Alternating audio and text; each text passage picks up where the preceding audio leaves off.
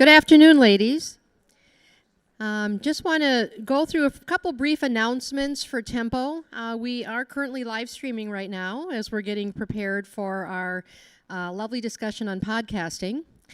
But I do want to show some of our programs that we've got coming up, and if you're interested, to please let us know.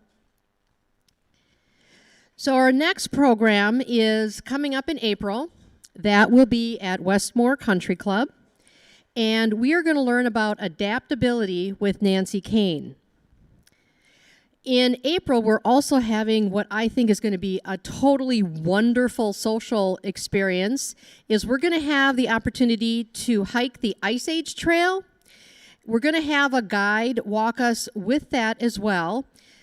Everyone is welcome, family and friends. You can find more information on this on our website. And dogs can come along as well, yes. So, scooch over a little bit. There, how's that? Is that better? Okay. And then for May, we are going to have a couple of ladies talk to us about brand, style, and charisma with Leanne Conway and Katrina Cravey. So our next two programs, April and May, will be at Westmore Country Club, which is just across the street from here. And then we're excited to announce our Tempo member event in June. We are going to have a special guest, Denise Thomas, who is going to share with us, I'm not even exactly sure what the program is, but it's going to be the communication. But we are, registration's going to be open soon, and that event will be here again as well. So we do, encourage any guests to, any members to bring guests to this event to, hear Denise at this program.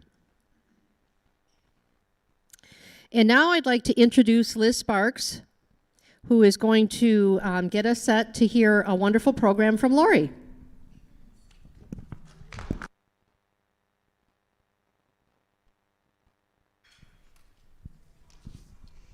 Just wanted to welcome everybody again, or reiterate Lorna's welcome, and we're just really excited to be back in person for 2021 and have our first live stream event as well. Also wanted to thank Jesse with JBP Solutions, who is providing the live stream to Tempo Waukesha today. As a reminder to the individuals that are live streaming, you can ask questions during the event, which I will then reiterate through the chat that's on the live stream.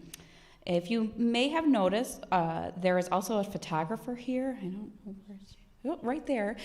So she's actually taking pictures for Lori. So your faces won't be in it. It might be the back of your heads that you may see on some marketing material. But today's topic, as you're already aware, is the art and science of podcasting. I'm pleased to introduce Lori Highby from Keystone Click, who will be presenting this topic. Lori Highby is a podcast host, speaker, educator, hockey player, fun auntie, and founder of Keystone Click, a strategic digital marketing agency. Using her vast multi-industry knowledge gained from her over 20 years experience, education, teaching undergrad students as an adjunct professor at UW-Milwaukee, and serving on numerous boards, including the Better Business Bureau, she has the ability to see the potential of greatness within an already established good of a business. Through strategic, actionable moves, she has worked with Fortune 500 companies to business owners to achieve their marketing goals. Lori carries her energy and drive into her professional engagements in order to empower and educate other fellow lifelong learners. Lori, come on up.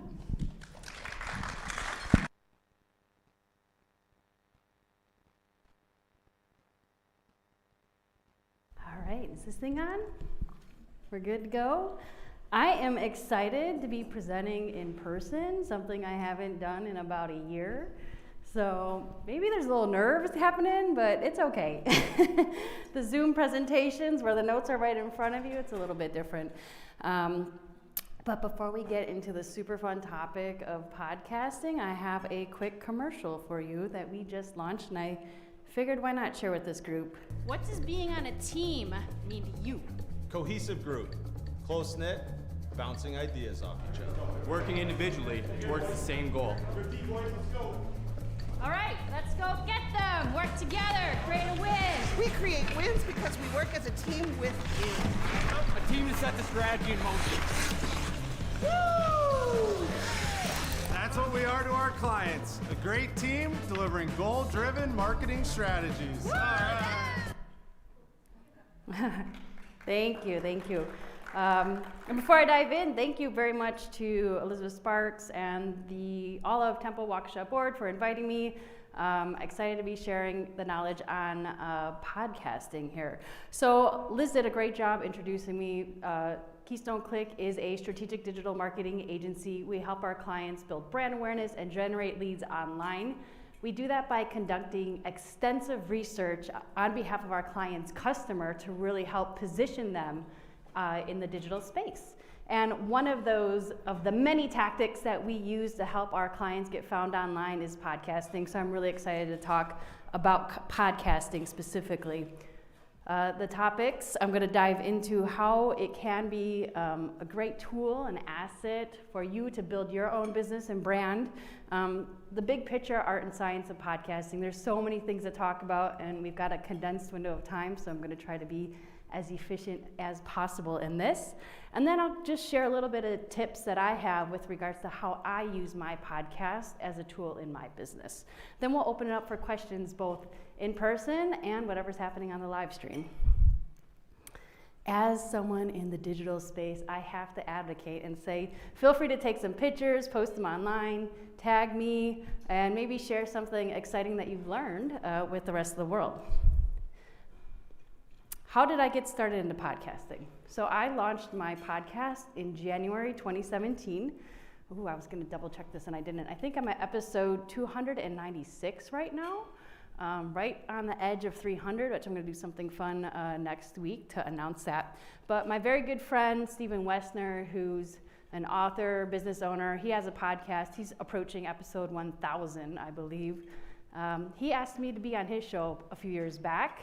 And I had lots of reservations, the inner critic beating me up saying I'm not good enough to do this. He kept poking me and saying, you've got to do this, you'd be great at it. I was on his show, I fell in love with it, and I said, this is the medium for me. And I will dive into a little bit about that. But before we get really deep, I just would like to hear, is there anything specific that you're really looking to get out of our conversation today? Yeah?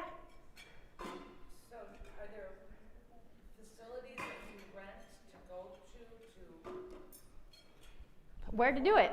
Yeah, where to record? That's a great question. All right. Anyone else? Anything specific you're looking to get out of today's conversation? Yes?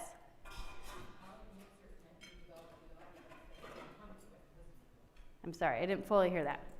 What do you do, or what you advise to make certain that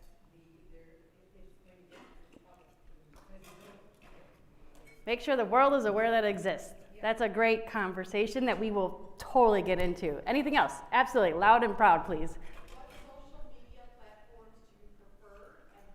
What social media platforms do I prefer and why? All right, we will dive into all of these great conversation points. So let's get into it a little bit here.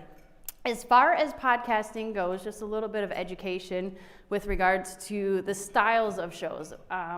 Based on my research, I found that there's basically 3 different buckets or types of content that's being produced in the podcasting space. First and foremost, education is probably one of the most popular types of podcast episodes that are put out there.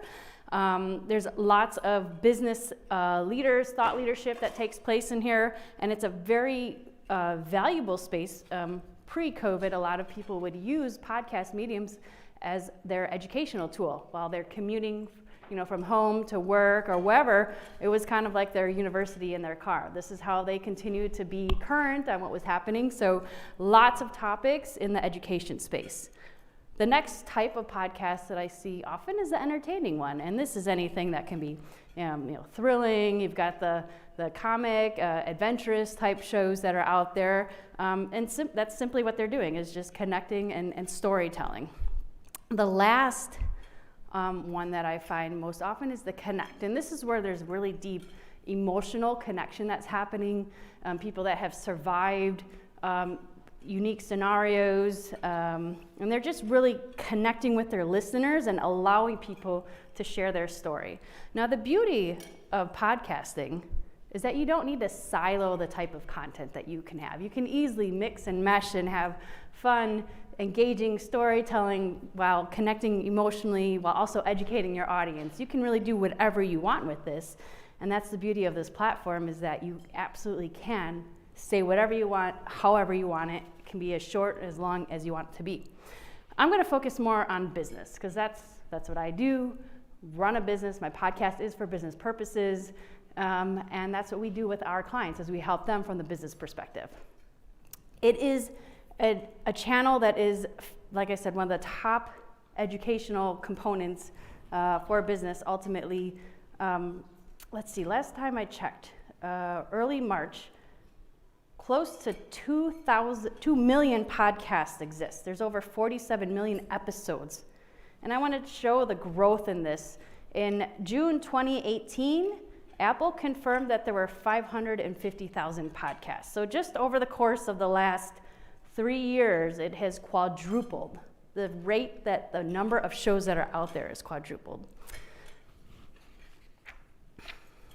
Let's dive into the art and science. And I'm going to take this from a little bit different approach. There's basically 3 stages to any podcast that's being created. Your pre-production, which is before it's aired and live. The production, which is while it's actually happening, you're recording the show. And then the post-production is, what do you do after that show? So when it comes to the pre-production, there's a number of things that are really important for you to dive into on both the science and on the art. This slide's a little messy, but there's a lot of information to share in it. First and foremost, you have to think about the creative components, and this is the visuals. If you've ever looked through, the Apple or the Google Music Store or whatever it is, it's often the visuals that are going to attract someone to actually want to listen to your show. So you have to think about the color that's going to stand out, make sure it's in alignment with your brand, but make sure it's very clean and clear so it's easy for someone to go, that looks interesting, I want to click on this and I want to listen to this show. Some of the details, it's a square image, so there's 2 different types of artwork that needs to be created. The cover art is really what is the promotional art within that show library. And then the episode art, that is something that you have the option to create a unique piece of art for every single episode, which would be displayed in iTunes or Google or whatever podcast platform that you're using.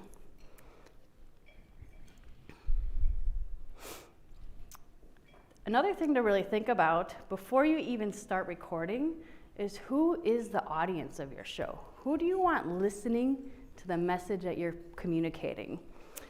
Once you understand that, then you can get clear on what is it that you need to communicate that's going to connect and attract more of that type of listener to your show. You want to think about, what is the format of your show? Is it going to be in an interview style where you're going to have different hosts or guests on every single episode? Is it going to be a panel where it's the same 4 or 5 people conversing about different topics every single time? Are you going to be storytelling, where it's just a solo cast, where you are the individual just sharing information and knowledge with the world? You have to think about the frequency. Is this a daily show? Is it a weekly show? Is it a monthly show? How long is your show? Is it 5 minutes?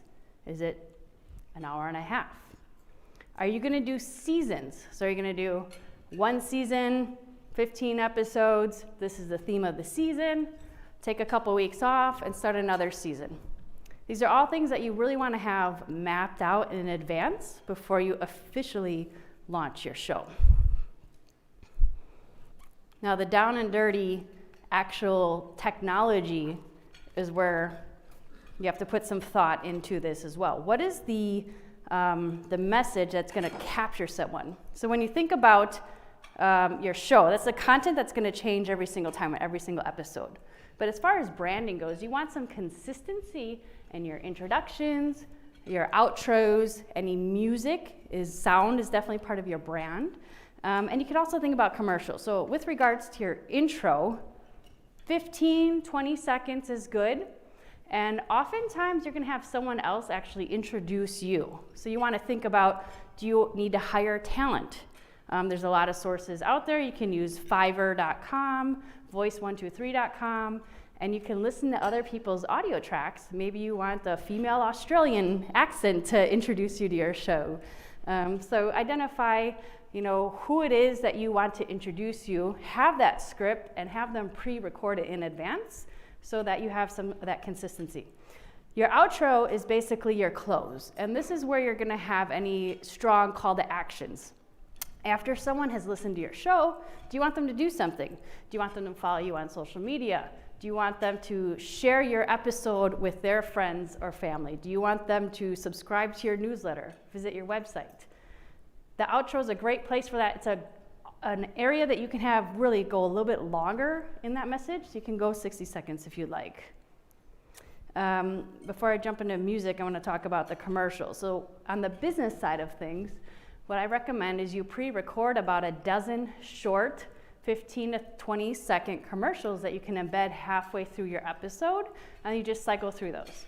So again, what is that call to action? Are you promoting a sponsor for the show? Or do you have, you want people to follow you on social media? Do you have a new product offering that you want people to sign up for? A white paper you're to download and give away?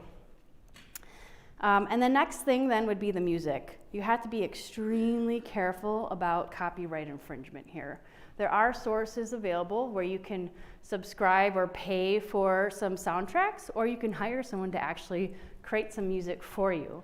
I'm a big fan of using pond5.com with the number 5. Otherwise, you can go to YouTube, and they have a number of royalty-free audio tracks you can find as well. But you want to find some music that's going to connect and resonate with you and your audience, and because that's part of your brand. You've watched TV shows and you hear that little jingle of the show that's coming on, and you know exactly what show it is, even though you're in the other room. So you want to find some music that's going to stick and say, this is me, this is my brand. Now that we're done with the pre-getting started things, let's dive into the production. So I'll just note keystoneclick.com/equipment list. I've got a full list of equipment for both video and audio casts that's available for free if you just go there to download it. And all the information that I'm sharing right here is coming directly from that. As I mentioned, your show can be as long or as short as you like. What's important is that you maintain the attention of the listeners. We've all started listening to something or watching something, and we've lost interest. That's the last thing you want to happen. So you have to make sure the content is engaging. No rules on how long it is. And there's nothing wrong with repeating your message. We all know that repetition helps things get set in the mind. So oftentimes people are listening, they're walking their dogs, they're running on the treadmill. Like I said earlier, they're driving in their car. So a lot of listeners are actually partially listening. I know I tend to listen to shows while I'm also actually doing some mindless work, I would say, in the office. So having important elements repeated in your conversation and your show is actually a positive. If you are conducting an interview with your show, definitely try to be as non-scripted as possible and try to be as authentic and genuine in the questions that you're asking. You can have some questions planned and ready to go, but people that are listening to your show can actually hear the authenticity in that conversation and how you phrase the question that's being communicated to the individual that you are interviewing. The other thing I'd recommend is definitely put yourself in the shoes of your listener. And as you've listened to other podcasts, take note and say, what is it that I like about this podcast? Why do I keep listening to it? Is it the tone of the conversation? Is it the flow of the conversation? If you identify shows that you like and you try to replicate that, you're probably going to have greater success in your show as opposed to trying to do something that just doesn't feel real to you. So as we dive a little bit into the equipment that is required, first and foremost, we need a solid microphone. The audio is going to make or break the show. If you are recording and there's dogs barking in the background, you can hear people, you're typing on your computer and that's getting picked up, you're gonna have some issues because people are they're not gonna enjoy listening to the show. So you would need to have high quality audio. And headphones are definitely recommended. They're not necessarily required, but if you're gonna have more than one person, so if you're not doing a solo cast, if you're gonna have guests, it's a lot easier to record to minimize any sort of echoing if you're wearing headphones, regardless if you're in the same room or in separate rooms. The other thing, headphones are great if you are doing your own editing, because it's a lot easier to pay attention and listen to the little ticks and sounds that you might not pick up if you aren't using headphones. So this is the question I get a lot, is what software? There's lots of options that are out there. New options continue to come out every single day. If you're going to be recording remotely, which has been the trend obviously this last year, there's a number of tools that are available. Zencastr is free and paid. What I like about Zencastr is that it records the audio tracks from your guests independently and then it uploads them to your Dropbox account or however you set it up. So it's really good to have the separate audio tracks for the number of people that are on this show. Squadcast is fairly new, and there's a couple of other new ones that have come out recently based on what's happening, in the virtual space. Personally, I use Zoom. I already have a Zoom account that I paid for. If you record to the cloud, it will record the separate audio tracks, which makes it easier for editing. If you record to your desktop, it automatically merges the audio tracks. When I do record on Zoom, I turn the video off just to help improve the overall flow, because sometimes there are little hiccups in that. When recording in person, which was a question provided early on, yes, you can build your own studio. We have a studio in our office that we've turned an old office into a recording studio, and it is available for rent. There's a number of places that offer audio and video where you can rent a studio out, or you can just build your own. I've heard of people sitting in their closets because they've got all the clothes in there and it does a really good job with the sound dampening. But there's lots of options available. You just want to make sure the acoustics are nice and smooth. Podcast hosting, basically your audio files need to live somewhere on the internet so that you can syndicate the content across all of the areas where people can listen to it. iTunes, Google, Spotify, whatever's out there right now. A number of them are free or the freemium, where they have upgraded levels. We personally use Libsyn for all of our clients, and I've got a couple of quick screenshots on that in just a little bit as well.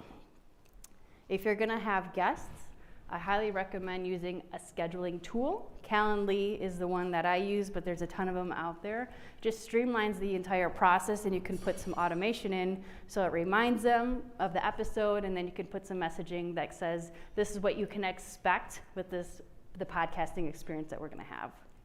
On the editing standpoint, Audacity is a free open source audio editing tool. It is going to take a little bit of time to just learn and play with it, but there's a ton of great educational videos on YouTube to help you do that. If you do have Adobe Creative Suite, then Adobe Audition is a great platform as well. You can always outsource it to Keystone Click as well if you'd like. On the post-production, so basically you've recorded an amazing conversation or show, and you've got your intros and outros and commercials ready to go, and now it's time to move it live. So this is what we're doing. This is a screenshot of Libsyn, the platform where we are hosting. Probably going to be similar for a number of other hosting platforms for your podcast.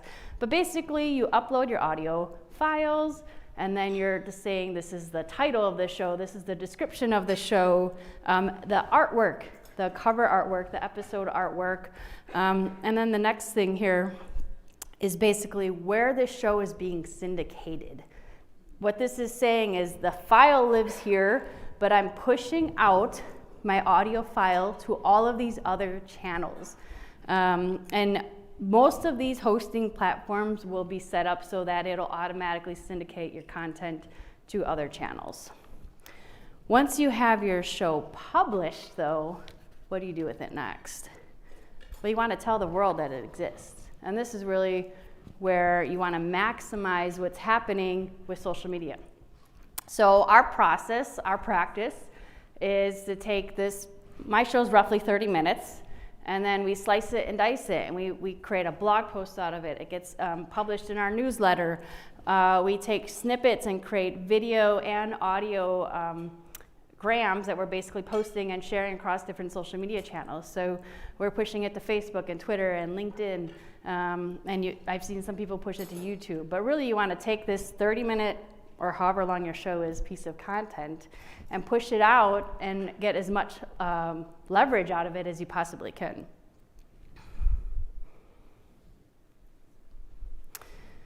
So I'm going to dive a little bit into how I use my podcast for social capital. As my show is called Social Capital, I interview professionals globally on the topic of networking and how networking has helped them get to where they are today in their career. And the global aspect has really been quite fascinating, actually, especially with today's day and age of everything being virtual. One of the things I want to share with regards to the podcast is the thought leadership aspect. As a business owner, I knew that I needed a channel to have my message and my thought leadership expertise to be communicated on a consistent basis. I tried blogging. I can write. I enjoy writing. It is something that I struggle to do on a consistent basis. Video can be super intimidating. And you got to look amazing every single time. But when I started podcasting, this is where I found this is my platform, this is my medium. All I need to do is talk. I don't need to look amazing. I don't need to write it all out. I can just communicate the message that I want to be pushing out there. And this is a great place to really differentiate yourself and find your people. Find the people that want to hear what you have to say. It's a huge platform to build your brand on. One of the funnest things that I found after I started my podcast is I was attending networking events, and more people knew me when I was just attending because of the podcast. They were listening to what I was saying. They would come up to me and say, "I love your show." That's pretty cool, but it's a great way to differentiate yourself from a branding perspective. Another element that I use to really help grow my brand is to interview influencers, those that have the attention of the audience that I'm trying to get in front of. Once I've had that conversation with them and I make them look and sound amazing on my show, I'm going to blast that show to my network. So I'm becoming an advocate for what they have to say, sharing it across all my social channels, my newsletters, all of these things, and they're reciprocating and sharing the conversation that we had on my show in front of their audience. So it's a great way to really just kind of get as much reach as possible with the conversation that you have with an influencer. Fairly recently, I interviewed a gentleman named Harry Mosier. He's a huge advocate for bringing manufacturing back to the US. And I didn't realize how huge of an advocate he was until after he was on my show. And within an hour of posting his show on my LinkedIn, I had about 50 people commenting on that post saying it was amazing. And just little side tactic, I went and connected with every single one of those people because they are my people, they are my audience. He helped me get their attention, which is great. With regards to that, identifying the influencers and helping to get their message out there, I take things a step further. Besides just interviewing someone on my show, I want to thank them. And what I do, I work with a third-party company to do this, but I take something that they said in that conversation and I make a nice image out of it, I frame it, and I send it to them with a thank you note for taking the time to be on my show. What that typically does is, one, it's reinforce that relationship that I'm trying to build and establish with the individual that I've interviewed. It makes them feel good, but more times than not, I'm seeing them posting it on social media and publicly thanking me, which then again is reinforcing the branding that I'm implementing. And this is my favorite part of my podcast. So I use it for thought leadership. I use my podcast to be an advocate for certain individuals, but I also use this as I call it the Trojan horse in sales strategy. So instead of knocking on someone's door and saying, you need to hire us to do your social media, you need to hire us to do your website, whatever it is, I say, you would be a great guest on my show. It's definitely making it less threatening, and we're building a relationship. They're getting to know me, they're getting to like me, they're getting to trust me. I'm advocating for them, sharing the message all across social media, and then I may open up that conversation about how I can help them. I audited this a couple of weeks ago, but after identifying who it is that I want to be conducting business with, inviting them to be on the show and nurturing those relationships, I've had roughly 27% of my guests convert to clients. All right, so in closing, podcasting is absolutely a powerful tool to get your message out there. You can use it from a thought leadership perspective, build your brand. You can use it to generate leads for your business. There's so many other amazing things that you can do with podcasting. I absolutely recommend moving into this space, and if anyone is interested in having a conversation with me, feel free to hold up your phone to the screen here and your camera, and this will take you right to my Calendly link. That's all I've got, so we can open it up for questions if you'd like. Yes? So, what measures are available to you? You know, because you, let's say you uploaded your podcast across multiple platforms, right? I might get it from Apple, somebody. Mm-hmm. So how do you know how many people are listening? How do you know if they listened for 2 minutes and dropped it, or, you know? Sure. So I guess, what are the analytics? Yeah, that's a great question. And the analytics in the podcast space are not nearly as good as every other digital tool that's out there.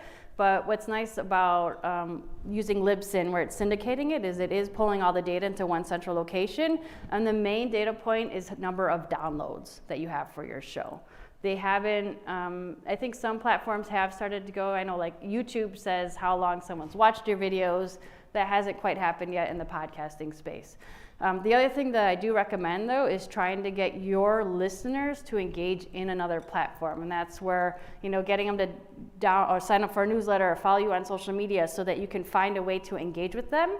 I've also seen some shows that have encouraged people to call in or leave a review in a way, you gamify it somehow. You know, you reward them if they're trying to win something. Good question. What other questions are available? Right back there? Who is your audience for your podcast? Oh, sure. The question was, who is my audience? So it's a lot of entrepreneurs and small business owners. And it is heavy in the US, but because I've interviewed people on a global level, I do have some pockets of listeners in different parts of the world, which is kind of fun to see. That is a data point that you can see is where people are downloading your shows. Yes? So my question is, what if you are in an industry that is really visual? How can you do a podcast without video when you're just in an industry that people have to see what you're talking about? Or is I mean, it you impossible? can do video. You know, that's a really interesting question. I guess storytelling. I mean, think about back in the day with the radio. I mean, you have to find a way to communicate the question or the message that you want to communicate. If maybe it's think of the questions that people ask you. Are you always visually answering them, or is there a way that you can, you know, tell that story a different way, or direct people? That's another thing I see people doing, is direct people to a specific source to see what it is that they're talking about in the show. Oftentimes I'll see people take their webinars and pull the audio off of their webinar and upload that to their podcast, and they preface it saying, this was a live webinar that has been pre-recorded. If you want to see the deck, go to, you know, whatever website to download it. All right, good. Yes? Is Is it like Google Ads where you have to pay to be discovered? I mean, is it?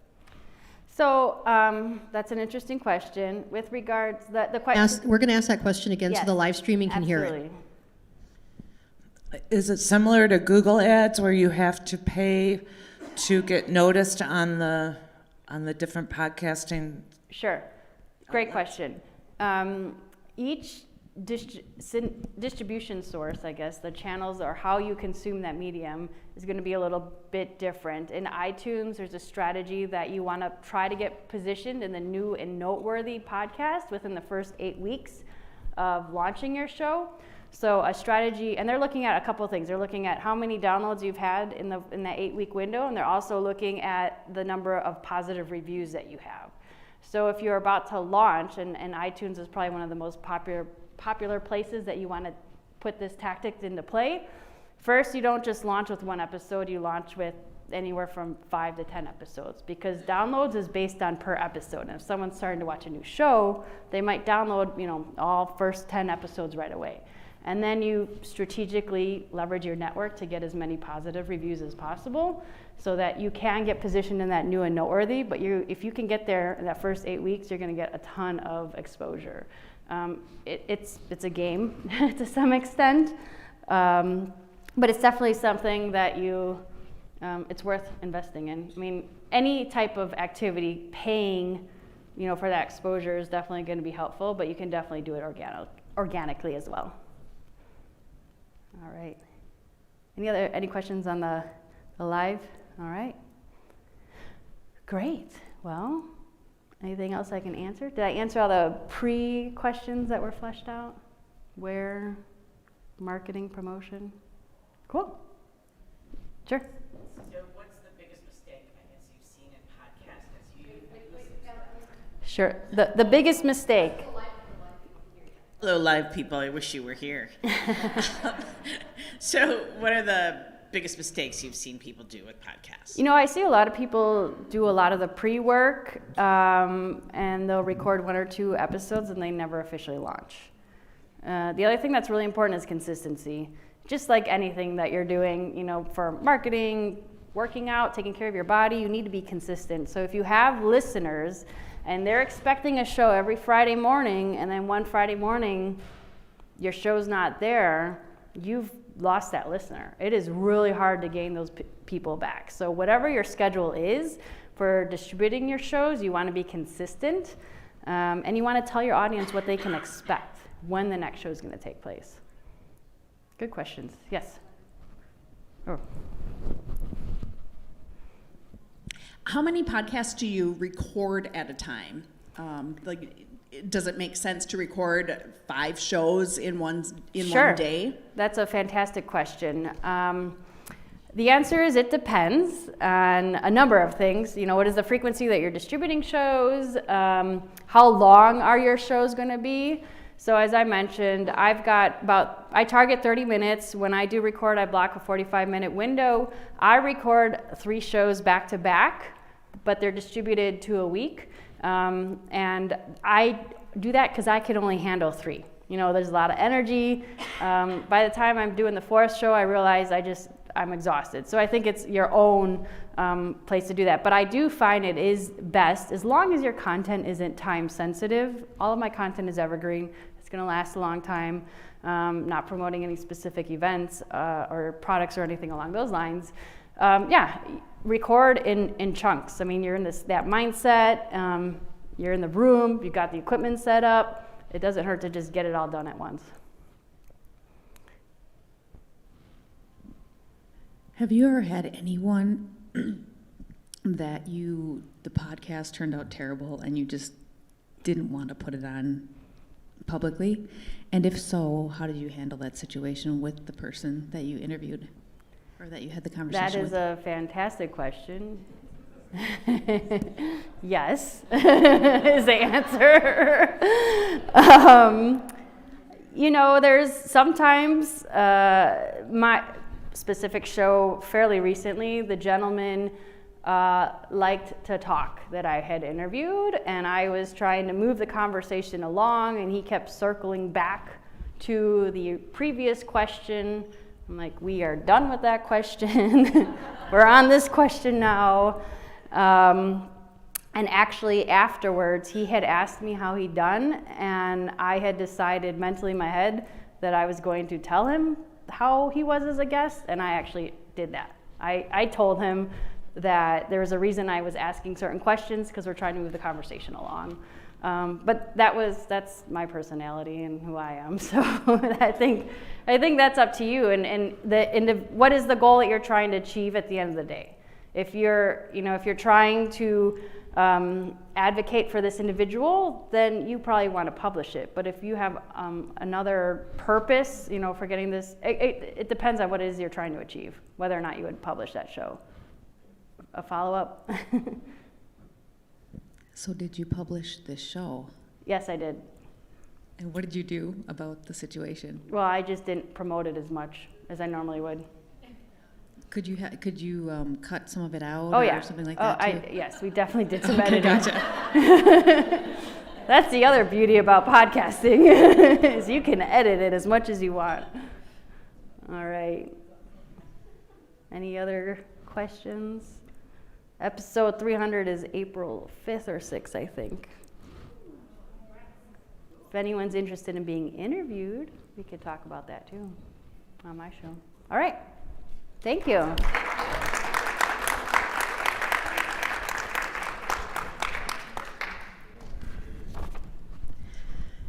Thank you, Lori. That was so very interesting. I don't think I'll ever do podcasting myself, but I am going to be looking at, participating in hearing some more. I'm definitely going to take a look at what you've been doing. So I wanted to, again, thank everyone for coming this afternoon to our in-person event. If you've got the opportunity and you want to mingle a little bit, please feel free to do that. If our staff was out there, I wanted to thank them, for serving us. I thought it was a pretty, wonderful meal. Look forward to seeing, hopefully, many of you next month at Westmore Country Club, and then also at the Ice Age Hike. So again, thank you very much, and have a wonderful afternoon.